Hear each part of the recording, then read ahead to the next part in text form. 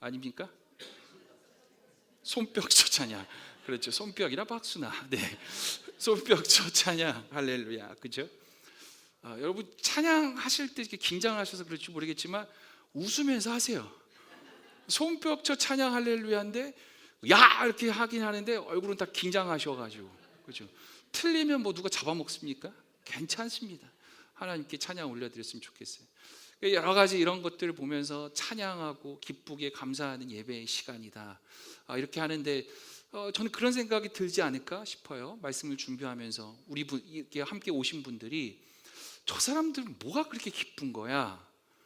뭐가 저렇게 행복해서 또는 기뻐서 저렇게 감사하게 예배를 하고 기쁘게 예배를 하고, 또는 저의 삶이 나를 초청하고 인도한 저 사람의 삶은 내가 보기엔 저 양반이라 나나 뭐 또이또이한 것 같은데 왜 저 사람은 저렇게 기쁘고 감사하게 살아갈까? 그 이유가 뭘까?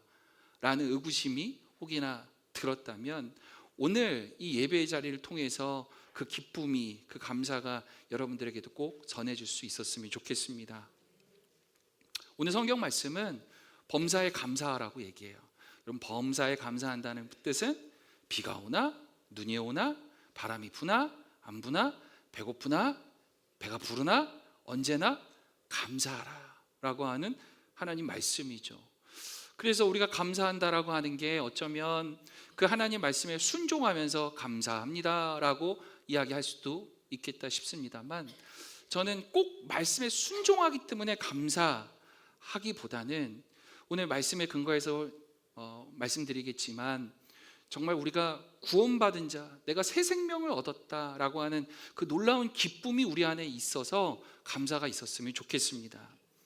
우리가 여러분 주위에 계시는 분들 그리고 또는 함께 살아가는 사람들 자세히 잘 보면 감사합니다라고 하는 그 표현의 이유가 보통 크게 두 가지로 나눠지는 것 같아요. 첫 번째는 조건이 맞아져서 감사하는 거예요. 조건이 맞아서 감사한다라고 하는 것, 내가 이번에 사업이 잘 돼서 너무 감사해요, 너무 기뻐요 라고 얘기할 수도 있고, 오늘부터 일주일 동안 저희 남편이 출장을 가요, 너무 기뻐요, 감사해요. 아닙니까? 뭐 그럴 수도 있겠다. 여러 가지 많은 조건들, 뭐 기도하는 제목이 응답되어져서 우리 자녀가 이번에 좋은 대학 갔습니다, 원하는 대학에 가게 되어졌습니다, 기쁩니다, 감사합니다. 여러 가지 조건들로 인해서 감사하는 사람들도 있겠다 싶습니다. 그런데 반대로 생각해 보면 우리가 조건으로 인해서 감사하게 되어지면 우리가 범사에 감사할 수는 없습니다. 왜냐하면 우리의 삶이 늘 우리가 원하는 대로만 이루어지지 않기 때문에 그래요. 사실 원하는 것보다 원했지만 이루어지지 않은 것들이 훨씬 더 많잖아요. 좀 돈 걱정 없이 살아갈 수 있었으면 좋겠습니다 라고 하지만 여러분 평생을 살아오시면서 돈 걱정 없이 살아오신 분 계셔요? 죄송해요, 있을 수도 있어요. 제가 여러분들 너무 무시했을 수도 모르겠습니다만 있을 수도 있죠. 그런데 제가 아는 사람들은 아무리 돈이 많아도 허기집니다. 아무리 돈이 많아도 늘 더 갖고 싶은 것, 그런 욕심이 늘 우리 안에 내재되어져 있는 것이 사람들인 것 같아요. 그래서 통장의 잔고를 보면서 과연 기뻐할 수 있을까? 또는 건강하게 살았으면 좋겠다라고 하는 마음을 갖지만 그 건강이 나에게 이루어지지 않았을 때, 아플 때, 병원에 가야 할 때, 아니 병원에 갔더니 정말 청천벽력과 같은 진단을 받았을 때 과연 감사할 수 있을까? 직장에서 일하면서 살아가시다가 참 억울한 일을 경험할 때도 있죠. 심지어 교회에서도 마찬가지고 억울하고 답답한 일들을 경험하게 되어질 때 그 조건 앞에서 과연 우리는 감사할 수 있을까 싶어요. 사랑하는 사람과 관계가 깨어졌을 때, 또는 가정에 어려움이 찾아왔을 때, 이 모든 상황 가운데서 성경은 범사에 감사하라고 얘기하는데 과연 그게 진짜 가능할까? 조건 앞에서 감사한다는 사람들은 이루어지지 않습니다. 불가능합니다. 그런데 또 다른 부류의 사람들이 있습니다. 조건으로 인해 감사하는 게 아니에요. 정말로 그냥 범사에 감사할 수 있는 것, 본질을 놓고 본질 앞에서 감사할 수 있는 사람들이 있습니다. 저는 그런 사람들이 오늘 여러분들이 되셨으면 좋겠습니다. 조건 앞에서 이것이 이루어졌으니까가 아니고 이루어졌든 이루어지지 않든 지금 내 눈앞에 보이는 이 현실이 있어요. 이 현실로 인해 감사하는 삶이 아니라 지금 내 눈앞에 보이는 현실은 있지만 사실은 눈에 보이지 않는 더 큰 본질이 있음을 볼 수 있는 눈으로 말미암아 감사할 수 있길 축복합니다. 그리스도인은 그 믿음의 눈이 띄어진 사람들이에요. 지금 현실의 조건 앞에서 그 현실 넘어 보이지 않는 하나님의 사랑과 섭리를 볼 수 있는 그 본질에 집중할 수 있다면 우리는 정말 감사할 수 있습니다. 오늘 그 본질의 감사, 그 본질의 조건이 과연 무엇이냐 함께 몇 가지 이야기를 드려보고 싶어요. 성경의 인물 가운데 여러분 혹시 아실지 모르겠습니다만 바울이라고 하는 사람이 있습니다. 역사적 인물이에요. 이 바울이라는 사람이 있었는데 이 바울은 정말 힘들고 어렵게 살았습니다. 예수 믿는 사람들이었어요. 우리랑 똑같이 예수 믿는 사람들이었어요. 예수 믿는 사람이었어요. 그런데 바울의 삶은 너무너무 고단하고 힘든 삶이었습니다. 그래서 바울이 이런 얘기를 해요. 빌립보서 4장 11절과 12절에 보면 이렇게 얘기합니다. 내가 궁핍함으로 말하는 것이 아니라 어떠한 형편에든지 나는 자족하기를 배웠노니 나는 비천에 처할 줄도 알고 풍부에 처할 줄도 알아 모든 일 곧 배부름과 배고픔과 풍부와 궁핍에도 처할 줄 아는 일체의 비결을 배웠노라. 아멘. 바울이라고 하는 사람이 정말 하나님을 잘 섬기고 그리고 하나님을 믿는 신앙인으로서 살아갔었던 표본이거든요. 이 사람이 오늘 이 본질을 본 사람으로서 이 이야기를 하는 거예요. 조건은 너무너무 힘든 삶이었어요. 감옥에 갇혀요. 감옥에 갇히는 것뿐만이 아니라 감옥에서 죽을 뻔한 매질을 당한 사람이에요. 정말 가난했고 배고팠어요. 그런데 오늘 이야기하는 거예요. 그 모든 것들이 저는 감사합니다. 저는 이 모든 것들을 감사로 받아들입니다 라고 이야기하는 거예요. 이런 질문이 떠오르지 않습니까? 바울은 도대체 무엇 때문에 감옥에서도 또는 그 죽을 것 같은 매를 맞는 상황에서도 또는 배가 골마가는 그 굶주림 속에서도 무엇이 도대체 그를 감사하게 만들었을까? 우리의 삶도 감사와 행복한 삶을 살아갈 수 있다면 그것 좀 알고 싶다라고 하는 생각이 들지 않을까요? 여러분, 영적인 삶이란 어떤 신비스럽고 어떤 대단한 것을 뜻하는 것이 아닙니다. 영적인 삶이란 눈에 보이지 않지만 내 삶을 인도하는 그 무엇을 추구할 수 있는 것이에요. 내 물질 세계의 삶을 살아가고 있지만 이 물질이 전부가 아님을 아는 사람이 영적인 사람들입니다. 우리 모든 사람들은 영적인 사람들이에요. 여러분, 우리의 영적인 삶을 살아가게 되어지면 육적으로 느껴지는 기쁨과 그 잠깐의 기쁨 넘어 우리의 삶을 너무나 행복하게 만드는 그 축복이, 그 엄청난 축복이 우리에게 찾아옵니다. 여러분, 그것을 느끼고 맛볼 수 있기를 원해요. 많은 그리스도인들이, 바울과 같은 특별히 그런 그리스도인들이 모든 악조건에서도 감사할 수 있었던 그 이유는 첫 번째, 내가 살아났다라고 하는 인식을 한 겁니다. 여러분, 이런 비유가 적절할까요? 만약 우리가 물놀이 하고 있는 가운데 물에 꼬르르 빠져가지고 꼴깍꼴깍 숨이 넘어가기 직전입니다. 익사하기 직전에 있는 상황이에요. 그 상황 가운데서 누군가가 와서 나를 구해줬습니다. 구해준 상황에서 이제 물 속에서 나와서 내가 이제 숨을 쉬고 이렇게 살아가고 있는 상황 가운데서 나를 구해준 분이 이분이구나. 그런데 이분은 나를 구해줄 때 조금 더 빨리 구해주지 않았네? 또는 나를 구해주긴 구해줬는데 이분이 지금 나를 좀 구해주기만 하고 내가 옷을 좀 갈아입을 것들, 내가 좀 옷을 좀 따뜻하게 할 것들, 왜 이런 것들은 나한테 안 주지? 여러분, 그런 걸 따집니까? 혹시 따지면 안 돼요. 그럼 그거는 염치가 없는 거예요. 우리가 염치가 뭔지 아시죠? 부끄러움을 아는 것을 염치라고 합니다. 여러분, 그건 부끄러운 거예요. 나를 살려준 것만으로도 너무나 감사하고 기쁘고 행복한데 거기다 대놓고 아니 살려줬으면 내 먹고 사는 것까지 책임져 줘야지, 이거 뭐 하는 겁니까? 라고 따져 물을 수 없는 거예요. 우리가 감사할 수 있는 것, 이 세상을 살아감에 있어서 너무나 감사합니다라고 하는 그 고백이 가장 내 마음 깊은 곳에서 정말로 진실되게 피어날 수 있는 그 감사가 우리에게 있기 위해서는 첫 번째, 여러분들이 인정하든 인정하지 않든 여러분 우리는 생명을 얻은 사람들인 줄 믿습니다. 우리는 새 생명을 얻은 사람들이에요. 성경은 죽음에 대해서 얘기해 주고 있거든요. 죽는다라고 하는 걸 무엇인지에 대해서 알려주고 있거든요. 로마서 6장 23절 뭐라고 얘기하냐면 죄의 삭은 사망이요 하나님의 은사는 그리스도 예수 우리 주 안에서 영생이니라. 성경이 조금 어렵죠. 더 풀어서 좀 설명을 해보면 우리가 죄짓고 살아가는 모든 삶의 이 모든 총체적인 우리의 삶은 결국은 죽음, 사망으로 갈 수밖에 없다. 그런데 하나님께서 우리에게 선물을 주셨는데 그 선물은 너희들이 죽음의 길로 가게 하지 않고 영생을 얻도록 하나님이 너에게 선물을 주셨다라고 하는 것이 우리 성경의 진리입니다. 이것을 믿고 살아가는 사람들은 이 선물을 받은 사람들이에요. 이 선물을 받고 감사로서 살아가는 사람들이 오늘 여러분들이 되어야 될 줄 믿습니다. 우리가 사망을 뜻할 육체적 죽음을 뜻합니다. 생각해요.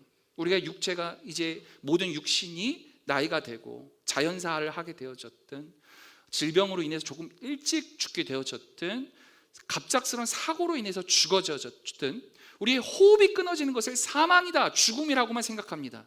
그거는 우리의 육적인 어떤 죽음을 뜻해요. 그런데 정말 죽음은 무엇이냐면 하나님과 신과 절대자와 우리와의 관계가 끊어진 상태를 성경은 죽음이라고 뜻합니다. 이 말이 맞아요. 왜 그런지 아실까요?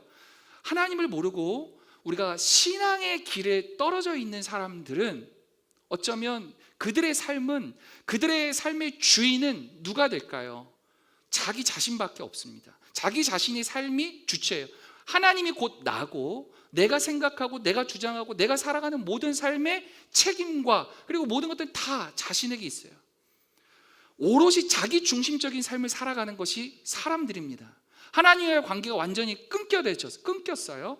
그러면 곧 그의 삶은 사망으로 이어진다라는 것을 뜻합니다. 우리가 생각해 보기에 우리가 근대 이후에, 여러분 18세기를 보통 근대라고 하는데 근대 이후에 사람이라고 하는 존재를 인식하기 시작하면서 인권이라는 개념도 막 그때 발달하기 시작하고 하면서 이 인간의 주권에 대해서 굉장히 강조하기 시작했어요. 계몽주의 흔히 얘기하는 이런 거 얘기하잖아요. 그런데 그러면서 우리 인간의 모든 주권은 내 자신, 사람에게 있습니다라고 얘기하면서 그때 이후부터 지금 현재 우리의 인류에 이르기까지 여러분 역사를 쭉 바라보면 과연 선한 것이 있었나 생각해 보면 물론 부분적으로 있을 수 있었겠지만 저는 너무나 참혹하고 너무나 힘든 세상이 우리에게 펼쳐지고 있는 것 같아요. 여러분 전쟁이 끊인 적이 없어요. 인간이 중심이 되어져 가는 세상의 삶 속에서는요 평화가 존재할 수 없습니다. 여러분들 다 선하신 분들이라고 혹여 자처하실 수 있겠습니다만 여러분 제가 하나 테스트를 한번 해볼 수 있습니다. 오늘 이후에 집에 가셔서 노트 하나를 꼭 만드십시오.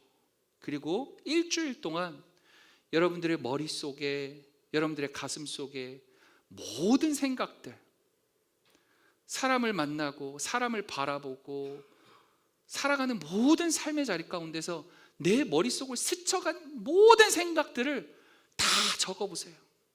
그리고 다음 주에 교회로 갖고 와서 저에게 제출해 주세요. 여러분 질문합니다. 저에게 제출할 사람 누가 있어요? 있을까요? 없을까요? 자신만만하세요? 저만 나쁜 놈입니까? 저는 자신 없어요. 그리고 최소한 우리 인간 모두는 그럴 수 없다고 생각합니다. 저는 그게 진리라고 생각해요. 그게 우리 사람이 갖고 있는 한계입니다. 성경은 그 한계를 죄라고 또 규정하고 있어요. 그래서 하나님과의 관계 가운데서 하나님을 없이 살아가는 우리 인류는, 사람들은 결국은 마침내 자기 중심적으로 사는 삶을 살다 보면 결국은 죄의 싹은 무엇이다? 파멸의 길로 갈 수밖에 없다라는 이 진리를 성경은 명확하게 얘기해 주고 있어요. 우리가 여러 가지 많은 수행을 하고, 종교적 수행을 하든 돌을 닦든 열심히 기도를 하든 여러 가지 많은 종교적인 어떤 방법들을 통해서 그 길을 찾아 나섭니다. 선한 길을 찾고 여러 가지 많은 구원의 길로 찾아 나섭니다. 그런데 제가 경험한 신앙적 고백에 의하면 오직 예수 그리스도의 보혈 앞에서 그 모든 것들은 허사입니다. 오늘 성경은 얘기하거든요. 뭐라고 얘기하냐면 요한복음 3장 16절, 여러분 다 아셔요. 이거 외워보세요. 시작. 하나님이 세상을 이처럼 사랑하사 독생자를 주셨으니 이는 그를 믿는 자마다 멸망하지 않고 영생을 얻게 하려 하심이라. 아멘. 여러분 이 말씀 외우고 옛날에 밥 먹었잖아요. 성경학교 때 참 어떻게 보면 조금 그거는 적절치 않았던 방법인 것 같긴 한데, 이거 외우지 않으면 너 밥 안 준다, 우리 선생님들이 협박하고 가르쳤단 말이에요. 아니에요? 제가 다녔었던 교회는 그랬어요. 그래서 여러분 이 말씀은 최소한 다 외우고 있을 것 같은데, 하나님이 세상을 이처럼 사랑하사, 독생자 누구예요? 하나밖에 없는 아들 예수 그리스도를 우리에게 주심으로 말미암아, 그 보혈로 말미암아, 그 죽음으로 말미암아, 우리의 죄를 대신 짊어짐으로 말미암아 우리가 무엇을 얻었다? 영생을 얻었다. 여러분 이건 우리에게 있어서의 사실이에요. 자, 여기서 중요한 게 있어요. 이 말씀을 여러분들이 진짜로 받아들이느냐 받아들이지 못하느냐는 누구에게 달려 있어요? 우리의 선택에 있어요. 우리의 의지가 여기에 달려 있어요. 그런데 성경에서는 사실 그래서 좀 더 도와주기 위해서 기도하라고 그래요. 간구하라고 그래요. 어떤 기도? 하나님의 이 말씀을 내가 믿을 수 있는 믿음을 허락해 주시옵소서. 이 기도를 통해서 우리를 너무나 사랑하시는 하나님의 사랑을 내가 느낄 수 있고 체험하고 정말 경험할 수 있도록 하나님 도와주세요라고 하는 기도를 하라라고 방법을 알려주고 있습니다. 여러분 혹여나 이 자리에 계신 분들 가운데 아직 이 복음이, 하나님이 세상을 사랑해서 나를 구원해 주셨습니다라고 하는, 그래서 내가 영생을 얻었습니다라고 하는 이 복음이 아직 나에게는 잘 믿겨지지 않는다라고 생각하시는 분이 혹여나 계신다면 여러분들이 권면 드릴게요. 같이 기도했으면 좋겠어요. 여러분 이건 왜 중요하냐면 죽으냐 사느냐의 문제이기 때문에 그래요. 여러분 이 세상의 삶은, 이 세상의 삶이 결코 끝이 아닙니다. 이 세상의 삶은 그냥 살다가 그냥 죽어서 그냥 모든 것이 끝나는 삶이 결코 아니에요. 이 세상의 삶은 우리가 영원히 거할 하나님의 나라를 들어가기 위한 과도기예요. 하나님의 나라에서 하나님 백성답게 살아가기 위한 훈련의 시간이에요.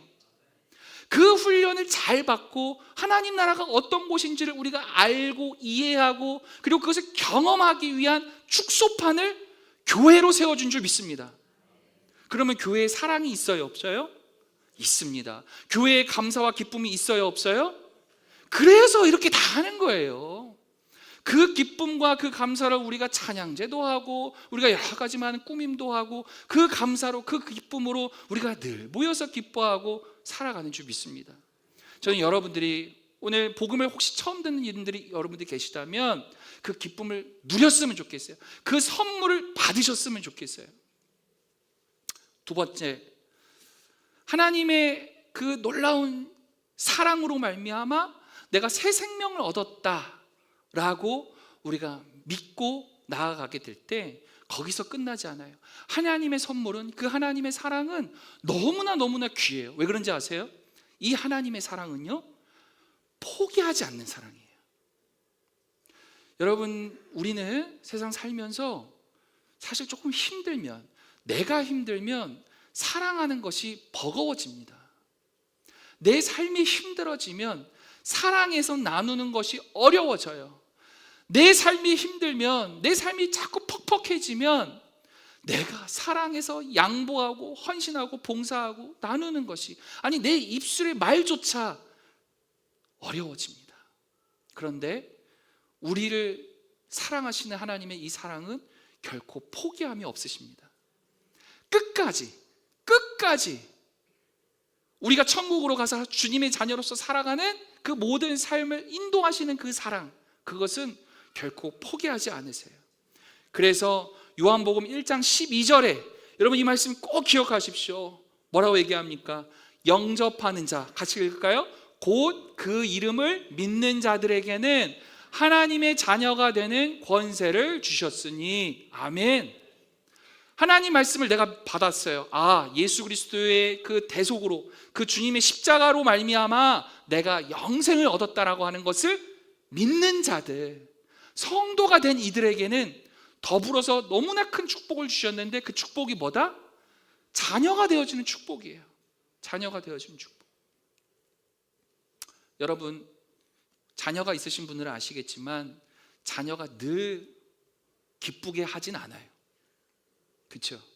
그냥 존재만으로도 기쁘고 감사할 때도 있죠. 물론 그렇습니다. 그런데 또 때로는 저놈이 누구 뱃속에서 나왔나 싶을 정도로 미울 때도 있어요. 그런데 그럼에도 불구하고 이 녀석이, 얘가 내 자녀가 되지 않는다라고 생각해 본 적은 없습니다. 어쩔 수 없이든 어떻게든 얘는 내 자녀예요. 우리 사람들도 그런 마음이 있는데, 천지를 지으신 하나님, 그리고 그 모든 것을 지으시고 이 모든 것을 잘 관리하라고 우리에게 모든 풍족함을 주신 그 하나님이 우리를 자녀 삼아 주셨습니다.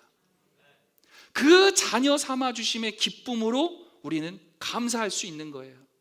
그래서 여러분 기도하는 거예요. 아빠, 아버지라고 고백하고 기도하는 거예요. 저 멀리 있는 하나님이 아니에요. 나의 모든 것을 아시는 하나님이에요.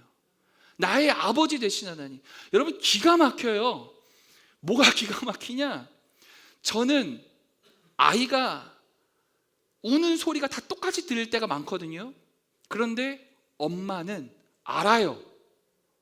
배고파서 우는지, 기저귀를 안 갈아줘서 우는지, 졸려서 우는지 소리를 기가 막히게 합니다. 알아요. 똑같은 응애인데 뭐 아무튼 뭐가 됐든 알아요. 그 신호를 기가 막히게 알아요. 그죠? 왜 그럴까요? 사랑이 있으니까. 내가 난 새끼고 내가 내 자녀니까 엄마는 그걸 너무나 잘합니다.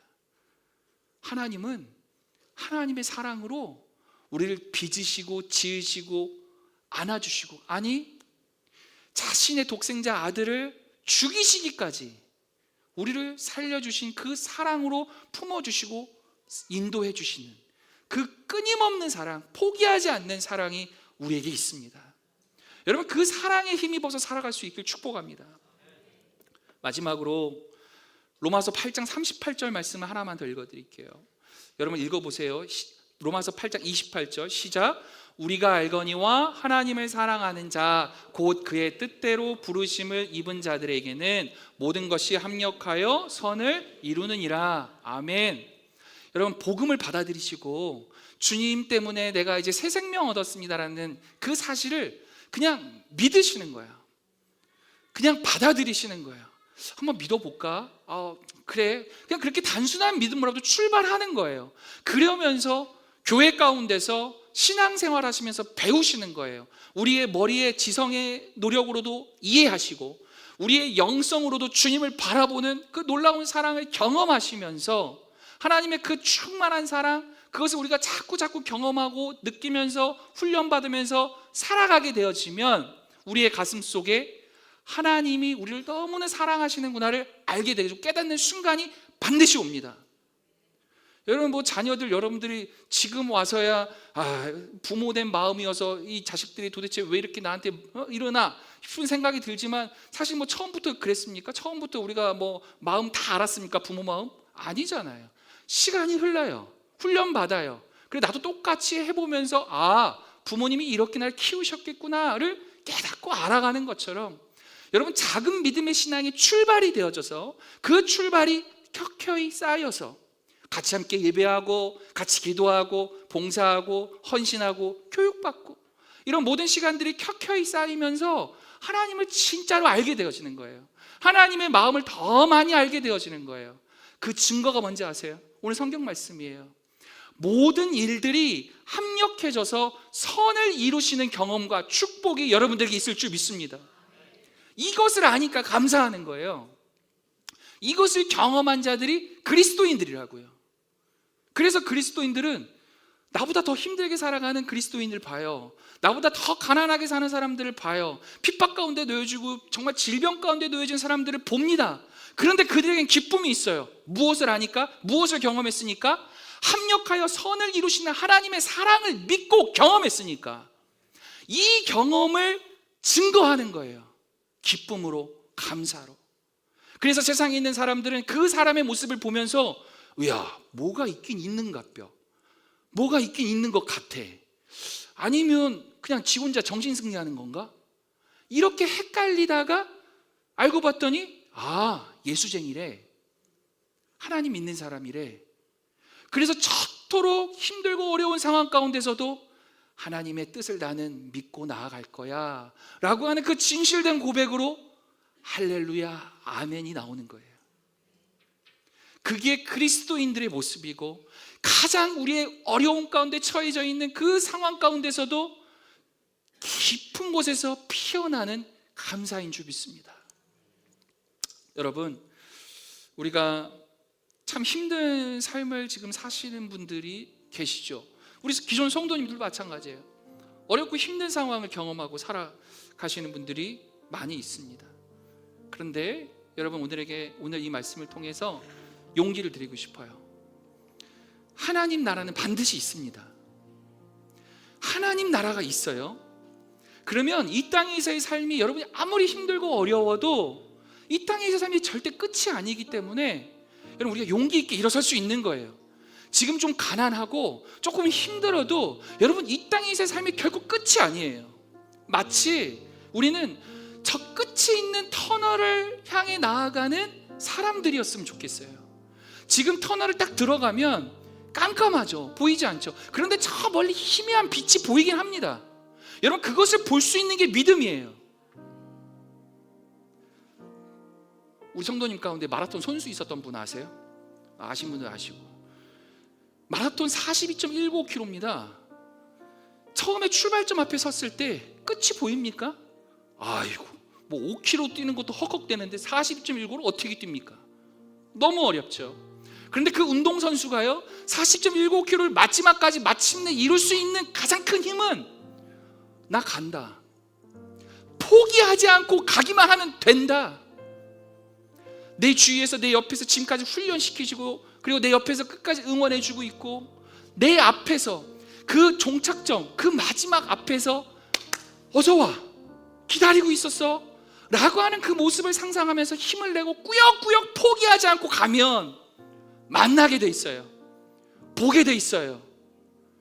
그것이 하나님 나라입니다.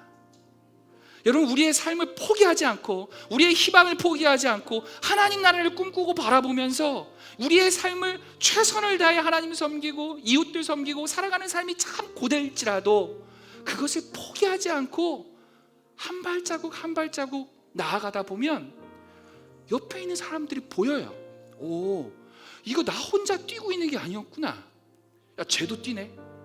그러다 보면 욕심도 좀 생겨요. 나도 조금 더 빨리 뛰고 싶은데, 나 조금 더 해보고 싶은데. 근데 여러분, 이 삶의 자리 가운데서 앞에 있는 사람들이 막 포기하기 시작해요. 안 해, 못해. 야, 그만. 그러면 같이 무너지게 돼 있어요. 우리 성도님들, 기존의 삶을 살아가시는, 우리 예수를 믿고 살아가시는 우리 기존 성도님들에게 권면드립니다. 예수를 먼저 믿었으면, 예수의 사랑과 감사를 먼저 경험했으면 포기하지 마십시오. 사명이 있는 겁니다. 여러분들이 끝까지 내 옆에 있는 사람들, 아직 예수를 알지 못해요. 아직 긴가민가 하는 사람들이 있어요. 손잡고 가셔야 되는 거예요. 먼저 길을 가십시오.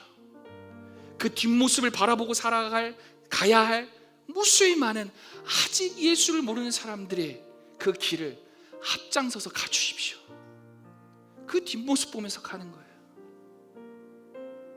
그렇게 포기하지 않고 가면 하나님이 우리에게 주신 그 새 생명의 길, 그 놀라운 영광인 그 하나님 나라를 바라보고 꿈꾸며 가다 보면 우리에게 더 큰 희망이 생기는 거예요. 더 큰 능력이 우리에게 부어져요.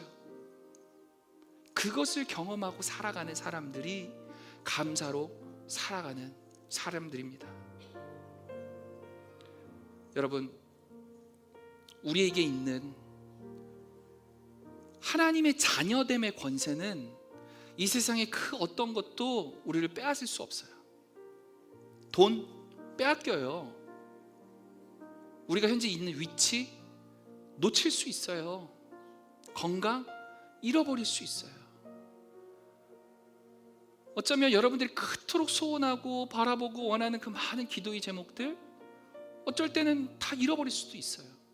그런데 이것보다 더 큰 본질은 우리에게 절대 빼앗기지 않아요. 그게 무엇인 줄 아시죠? 생명이에요. 생명. 하나님이 우리를 살려주신 그 생명, 여러분 영원한 생명, 여러분 그거 보고 우리가 감사하며 살아갈 수 있지 않겠습니까? 이 땅에서 떵떵거리고 살아봐야 그 사람도 밥 3끼 먹어요. 뭐 5개 먹, 저 같은 경우 6개 먹을 수도 있겠다 싶죠? 똑같이 3끼 먹습니다. 여러분 똑같아요. 우리의 마음 가운데 하나님 나라가 있길 원합니다. 생명 살려주심의 그 은혜와 감사가 우리 안에 있었으면 좋겠어요. 그 어떤 것도 하나님의 사랑과 우리를 절대 분리시킬 수 없어요. 여러분 그 사랑 안에 거하시면서 올 한 해를 우리가 또 되돌아보면서 아쉬운 부분도 있었다. 그러나 오늘 말씀 들어보니까 그 아쉬움 그 모든 것들이 합력해서 선을 이루시는 그 놀라운 사랑의 하나님, 제가 그 하나님을 이제 믿고 감사로 은혜로 살아가겠습니다. 고백할 수 있는 우리 진짜 그리스도인 되어졌으면 좋겠어요. 하나님은 여러분을 너무 사랑하십니다. 그래서 그 사랑의 하나님이 오늘 이 자리로 초청해 주시고 우리 함께 예배해 드리시고 그래도 복음을 오늘 여러분들께 들려드리도록 하나님이 인도하셨다고 저는 믿어요. 목사로서 갖고 있는 이 마음이 여러분들에게도 그대로 잘 전달되어졌으면 좋겠습니다. 그 누구보다도 살리시길 원하시는 하나님, 그 누구보다도 어려움 가운데 절망 가운데 놓여져 있는 여러분들이 그 빛을 바라보며 다시 무릎에 힘을 주고 허리를 피고 저 하늘을 바라보고 희망을 품고 힘을 내시라고. 조건 때문에 힘을 내는 게 아니고 나에겐 영생이 있대, 예수 믿어서 나는 영생을 이제 얻었대. 여러분 그 희망이 여러분들을 움직이는 참 소망이 되어줬으면 좋겠습니다. 여러분 그 소망으로 살아갈 때 우리는 참 기쁨으로 살아갈 수 있어요. 세상에 많은 것들은 사그라듭니다. 없어져요. 그러나 영원한 하나님의 사랑은 우리를 영원한 생명의 길로 인도하시고 우리를 가장 행복한 길로 하나님 인도하십니다. 이 말씀을 꼭 기억하시고 여러분들의 삶의 자리 가운데서 오늘은 교회 왔으니까 다음 주에는 이제 내년에 와야겠다 싶으신 분들 혹시 계시다면 그러지 않아야 되겠지만 이 말씀이 잘 새겨져는 축복이 있었으면 좋겠습니다. 제가 기도할게요. 하나님, 우리를 위해